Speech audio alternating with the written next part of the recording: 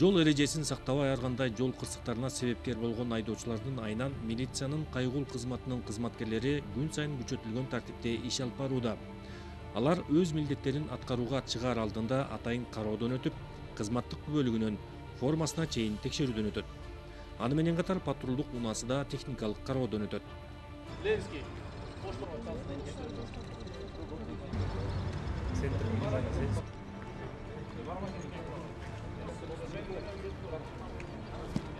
Марш!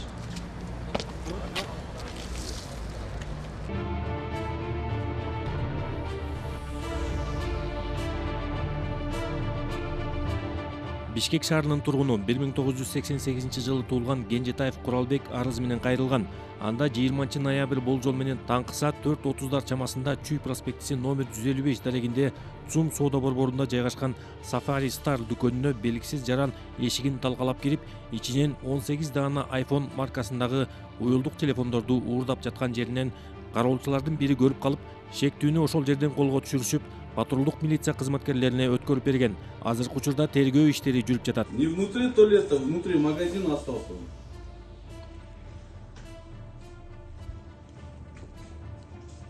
Ну не знаю, не, он проник через дверь, Ну,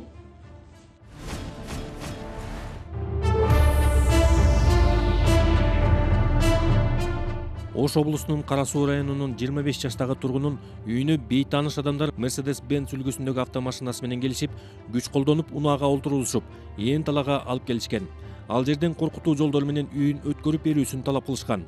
Жабырлануучу өзүнүн өмүрүнө жана ден соолугуна кооптуу жагдай жараларын сезип, үйүндөгү 220 000 сом акчасын берүүгө аргасыз болгон. Бул кылмыш иши боюнча Ош шаардык ички иштер башкармалыгы тарабынан кылмыш жаза кодексинин 208-беренеси опузалап талап кылуу менен кылмыш иши козголгон. Милиция кызматкерлери кылмыш ишине шектүү катары Ош облусунун Кара Суу районунун 1978 жылы туулган Ж.А. жана Ош шаарынын 1986 жылы туулган А. уулу С. жарандарын колго түшүрүшкөн.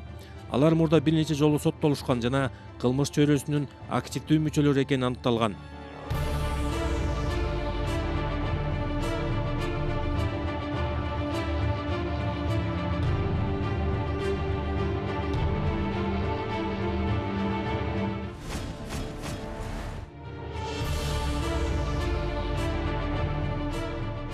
Акыркы убакта Жалал Абад облусунун ар кайсы райондорунун жана шаар четиндеги айылдардын жаштарынын арасында криминалдык кагылышуулар көбөйдү.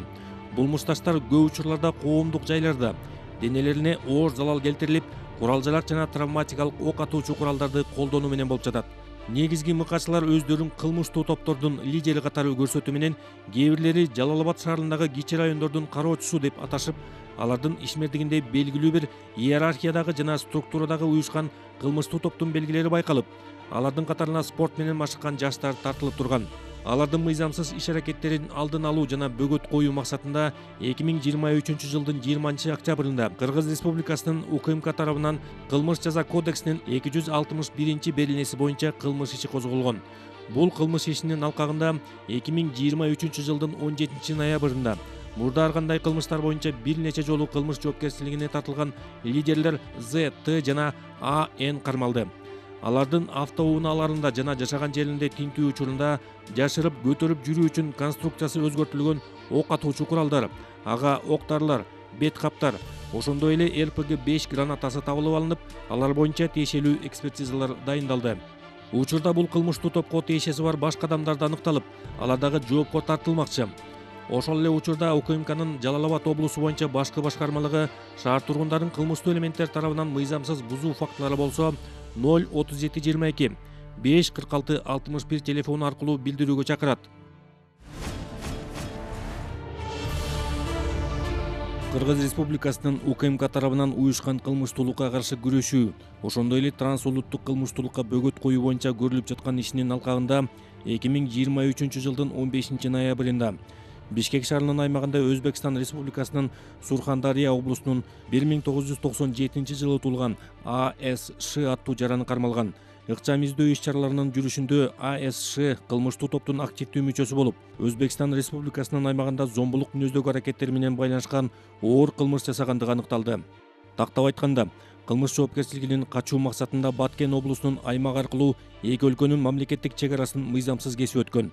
Маалыматтарга ылайык, жогорудагы жана башка кылмыштарды жасагандыгы үчүн Өзбекстан Республикасынын укук коргоо органдары тарабынан эл аралык жана мамлекеттер аралык издөөгө алынган. Учурда кармалган жаран Бишкек шаарынын 1-Май райондук сотунун чечими менен Өзбекстан Республикасына чыгарылды.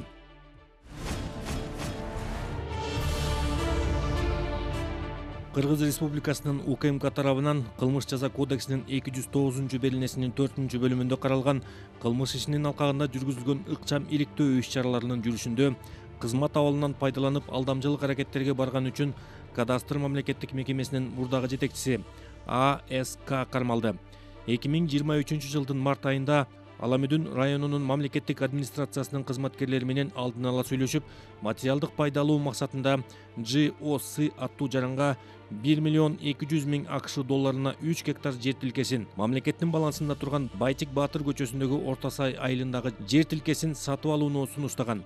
Кылмыштуулук фактыларын тастыктоо жана документтештирүү максатында 2023-жылдын 20-ноябрында Бишкек шаарындагы кафелердин биринде 10 000 доллар өлчөмүндөгү акча каражатын кайтарып берүү учурунда пара менен кармалды. Тиешелүү иш-чаралардын жыйынтыгында Кыргыз Республикасынын УКМКнын тергөө абагынын убактылуу кармоочу жайына киргизилди. Учурда тергөө иштери жүрүп жатат.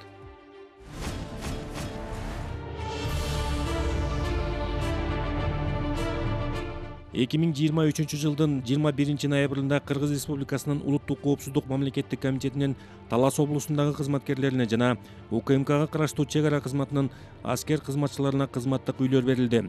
Жаңы батирлердин ачкычын министрлер кабинетинин төрагасынын орун басары, УКМК төрагасы генерал-лейтенант Ташиев тапшырды. Салтанаттуу иш-чарага жергиликтүү бийлик өкүлдөрү, УКМК ардагерлери, тийиштүү кызматтын өздүк курамы, чек ара кызматынын аскерлери жана алардын үй бүлө мүчөлөрү катышты.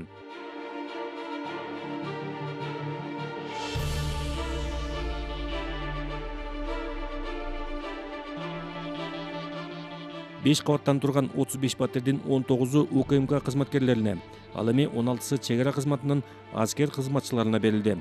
Өз кезегинде Камчыбек Ташиев коопсуздук кызматкерлерин жана алардын үй бүлө мүчөлөрүн жаңы конуштуу болуусу менен куттуктап, аларга көрүлүп жаткан камкордуктун баары президент Садыр Жапаровдун тапшырмасынын негизинде жүргүзүлүп жатканын белгиледи. Ошондой эле жалпы өлкө боюнча, анын ичинде Талас облусунда УКМК кызматкерлери үчүн тийиштүү шарттар түзүлүп, райондогу ар бир имарат жаңыланганын маалымдады. Аны менен катар төрага күч түзүмдөрдүн кызматкерлеринин айлык акылары көтөрүлүп, алардын материалдык техникалык базасы чыңалганын кошумчалады. Андыктан ар бир кызматкердин мекен коопсуздугу, элдин бейпил турмушу үчүн ак тилден кызмат өтөөгө чакырды. Белгилей кетсек, көп кабаттуу турак жайдын курулушу 2022-жылдын октябрь айында башталган. Жалпы аянты 3992 метр квадратты түзөт. 2023-жылдын 9-ноябрында Бишкек шаарынын Свердлов рийбине Жибек жолу көчөсүнө жайгашкан соода борборунун балдардын оюн-зоок залында белгисиз адамдар 3 жаштагы кызды уурдап, белгисиз тарапка изин жашырып кетип калышканы тууралуу маалымат келип түшкөн. Милицияга арыз менен кыздын апасы кайрылган. Түркияда каржы пирамидаларынын негиздөөчүлөрүнүн бири кармалды. Келтирилген жалпы зыян 3 миллион доллардан ашты. Кыргыз Республикасынын Ички иштер министрлиги сот адилеттигинен жашырынып жүргөн адамдардын жүргөн жерин жана кармалышын аныктоо боюнча ыкчам издөө иш-чараларын улантууда.